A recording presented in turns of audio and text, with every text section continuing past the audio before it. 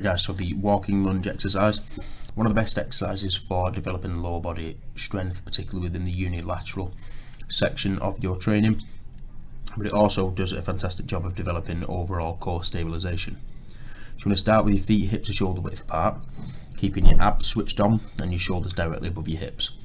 Start by taking a big step forward, making sure your hips stay square on for the course of the movement. Bend both legs, slowly lower that rear knee towards the ground until your front thigh is parallel with the floor. You want to focus on keeping your hip height even either side.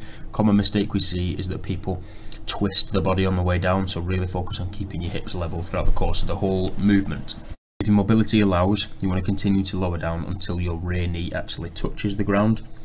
Don't necessarily relax any weight here, just touch the ground slightly and then step forward, bringing your rear leg in line with your front leg. But the key with a lunge in comparison to a split squat is that transition of your body weight over your hips. So you really want to make sure that you're driving through the middle of your foot and pulling your rear leg through back to the standing position.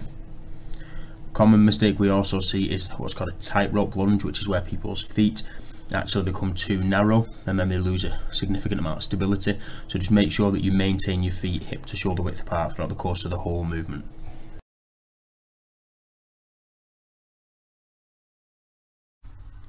Okay, so the plank exercise, the well-known bread and butter core movement that is centered around generating tension throughout your entire body and isolating it into your rectus abdominis, which is just your main abdominal muscle.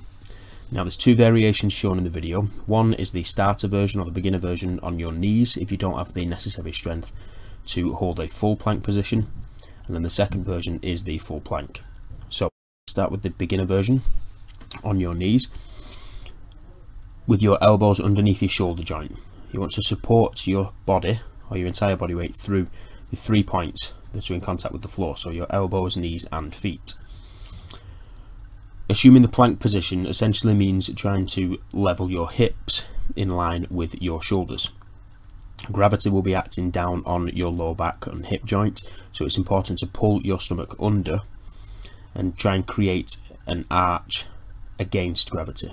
So try and focus on squeezing your bum, pulling your stomach in tight to your body and holding the position with either the 3 points of contact in the beginner phase or the 2 points of contact, so your feet and your elbows, in the more advanced version.